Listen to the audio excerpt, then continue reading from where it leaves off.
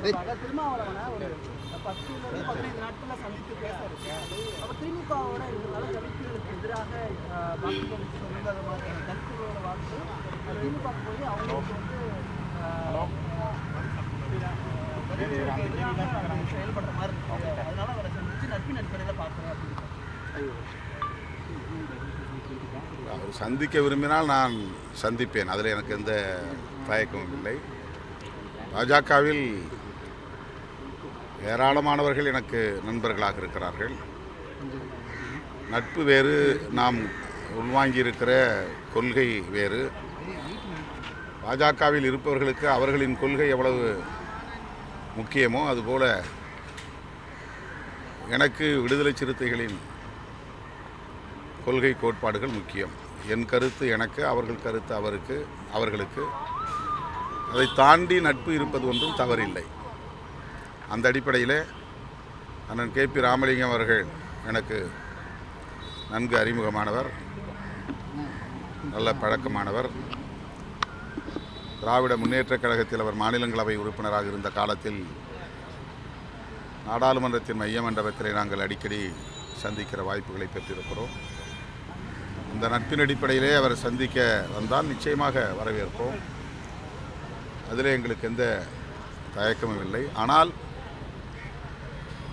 பாஜக கொள்கை அம்பேத்கருடைய கொள்கைகளுக்கு நேர் முரணானது என்பதை நாங்கள் புரிந்திருக்கிறோம், அதில் உறுதியாக இருக்கிறோம். திமுகவோடு இருப்பதால் நாங்கள் பாஜகவை எதிர்ப்பதாக கருதுகிறார்கள். அது அல்ல உண்மை. திமுக கூட்டணி இருந்தாலும் சரி, இல்லாவிட்டாலும் சரி, பாஜக கொள்கைகளை, அம்பேத்கர் கொள்கைகளை ஏற்றுக்கொண்டவர்களால் ஏற்றுக்கொள்ள முடியாது. தனியே இருந்தாலும் பாஜக கொள்கையை நாங்கள் எதிர்ப்போம். அதற்கு காரணம் பாஜக மீது உள்ள தனிப்பட்ட அரசியல் காரணங்கள் அல்ல, தேர்தல் அரசியல் காரணங்கள் அல்ல. புரட்சியாளர் அம்பேத்கர் அவர்கள் சமத்துவத்தை இங்கே நிலைநாட்டுவதற்காக தமது இறுதி மூச்சு வரையில் அல்லும் பகலும் அயராது உழைத்தவர். அந்த சமத்துவ கொள்கைகளை ஏற்றுக்கொண்ட ஒரு இயக்கமாக பாஜக இல்லை.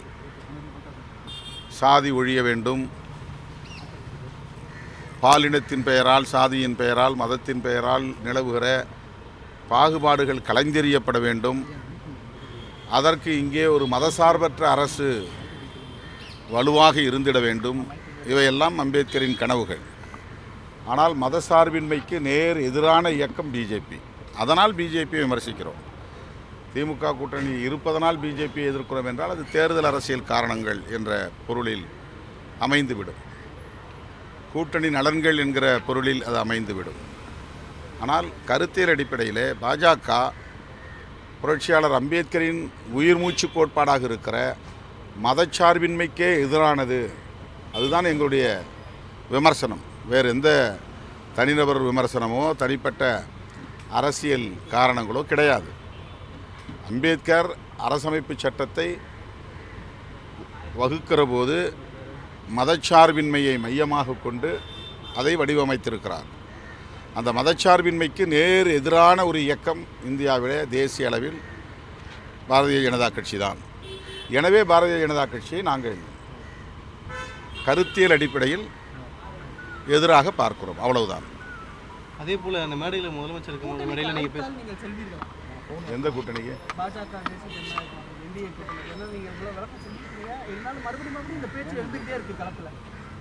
அவங்களுக்கு நீங்களே பதில் சொல்லாமே. அவர் தான் முடியாதுன்னு சொல்லிட்டாரு, ஏன்பா திரும்ப திரும்ப நீங்கள் சொல்கிறீங்க? நீங்களே பதில் சொல்லுங்கள். அதே போல் அடிப்படையில் நீங்கள் தெளிவாக முன்னிறுத்துறீங்க அரசியல் பண்ணுறது. ஆனால் அவங்க நீங்கள் சீட்டுகளுக்காகத்தான் தொடர்ந்து நீங்கள் அங்கே இருக்கீங்க. அது அவங்களுக்கு இப்போ அவங்க கூப்பிட்டதை நான் போயிருந்தேன்னா என்ன ஆகாவோன்னு இருப்பாங்க. அவங்க கூப்பிட்டா நான் போகலை, அங்கே போகிறதுக்கு வாய்ப்பு இல்லை. அதனால் என்ன கொச்சைப்படுத்தும் நோக்கில் அப்படி சொல்கிறாங்க. அது அவங்களுக்கே தெரியும், மனசாட்சிக்கே தெரியும். நான் அதிமுகவை விமர்சிக்குங்கிற நோக்கத்தில் விமர்சிக்கலை. அதிமுக மேலே எனக்கு எந்த காழ்ப்பும் இல்லை. அவங்க வலுவாக இருக்கிற போதே கூட்டணி ஆட்சி அப்படின்னு அமித்ஷா சொல்கிறாருன்னா அதிமுகவை எவ்வளவு பலவீனமாக அவங்க கருதுகிறாங்க. பலவீனமாக கருதுகிறவங்க பாஜக, அவங்கள அவங்க டிஃபெண்ட் பண்ணுறாங்க. ஐயோ அது பலவீனப்பட்டு விடக்கூடாதேன்னு கவலைப்படுற எண்ணம் விமர்சனம் பண்ணுறாங்க. இதுதான் அதிமுகவினுடைய அணுகுமுறையாக இருக்கிறது. எம்ஜிஆர் ஜெயலலிதா கட்டி காத்த இயக்கத்தை அவர்கள் துச்சமாக மதிக்கிறார்கள். மிக சாதாரணமாக பேசுகிறாங்க. அவங்க கருத்தை கேட்காமலேயே, அவருடைய ஒப்புதல் இல்லாமலேயே கூட்டணி ஆட்சி என்று சொல்லுகிறார்கள் என்றால் அதிமுகவை நாங்கள் பலவீனப்படுத்துவோம். அதுதான் அது பாஜக சொல்லுவது, அதுதான் அதுக்கு பொருள். அப்போ அவங்க கோபம் யாருக்கு எதிராக வரணும்? யாரை கேட்டு நீ இப்படி சொல்கிறேன்ல சொல்லணும். அதை நான் அதை சுட்டி காட்டுறேன். அதிமுக எச்சரிக்கையாக இருங்க, உங்களை பலவீனப்படுத்த பார்க்குறாங்க. நீங்கள் சொல்லாமலேயே அவங்க கூட்டணி ஆட்சின்னு சொல்லுவதன் மூலமாக உங்களை ரொம்ப குறைச்சி மதிப்பிடுறாங்கன்னு நான் சுட்டி காட்டுறேன். அப்போ அவங்க என் கருத்துக்கு ஆதரவு கூட தெரிவிக்க வேண்டாம், அமைதியாக இருக்கணும். ஆனால் என்ன அவங்க விமர்சிக்கிறாங்கன்னா தன் தலையிலேயே மண்ணை வாரி போட்டுக் கொள்கிறார்கள் என்று தான் அதை நான் பார்க்க வேண்டியதாக இருக்கிறது. பாஜக கூட்டணியே ரொம்ப குழப்பமான ஒரு சூழல் இருக்கு. அதிமுக ஓபிஎஸ் அமமுக இருக்காங்களான்னு ஒரு குழப்பமா இருக்கு. இந்த நிலையில திமுக நீங்க உறுதியா இருக்கும் தெரிஞ்சும் மீண்டும் மீண்டும் பாஜகலையும் சரி மற்ற கட்சிகளும் திருப்பி அதாவது அவங்க ப்ரொவோக் பண்ணுறாங்க, ஏதாவது சந்தேகத்தை எழுப்புறாங்க. விடுதலை சிறுத்தைகள் கட்சி மீது ஒரு சந்தேகத்தை உருவாக்குனா திமுக கூட்டணிக்குள்ளே ஒரு குழப்பம் உருவாகும். அதன் மூலமாக ஒரு விரிசலை ஏற்படுத்த முடியும் அப்படிங்கிறது அவங்களுடைய எதிர்பார்ப்பாக இருக்கிறது. எனக்கு நீ 4 சீட்டுக்கு போகிற 6 சீட்டுக்கு போகிற இது போதுமா உனக்கு அப்படின்னு இன்றைக்கி திடீர் கரிசனம் பல பேருக்கு வந்திருக்கிறது. இந்த கட்சி வளரவே கூடாதுன்னு நினைக்கிறவங்க பூரா ஏன் இன்றைக்கி நீங்கள் 4 சீட்டு வாங்குறீங்க 6 சீட்டு வாங்குறீங்கன்னு பேசுகிறாங்க. அவங்களுடைய நோக்கம் என்னென்னா எங்களுடைய வளர்ச்சி அல்ல, எங்களுடைய நலன் அல்ல. எங்களை ப்ரொவோக் பண்ணுறாங்களாம். அதாவது உணர்ச்சியை தூண்டிவிட்டு அதன் மூலமாக திமுக மீது எங்களுக்கு ஒரு வெறுப்பு வரும் அப்படின்னு. அங்கே திமுக மட்டுமே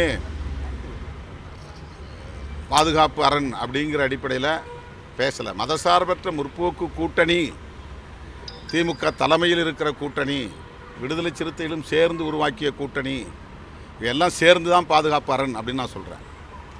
பாஜக என்கிற மதவாத சக்திகளை எதிர்கொள்வதற்கு மதசார்பற்ற முற்போக்கு கூட்டணி ஒரு பாதுகாப்பு அரண். அந்த மதசார்பற்ற முற்போக்கு கூட்டணியை உருவாக்கியதில் அல்லது அதை பாதுகாப்பதில் அதில் இடம்பெற்றுள்ள ஒவ்வொரு கட்சிக்கும் பங்கு உண்டு. அது விடுதலை சிறுத்தைகள் கட்சிக்கும் பங்கு உண்டு. அந்த அடிப்படையில் தான் நாங்கள் இந்த கருத்தை பேசுகிறோம். ஆனால் இவர்கள்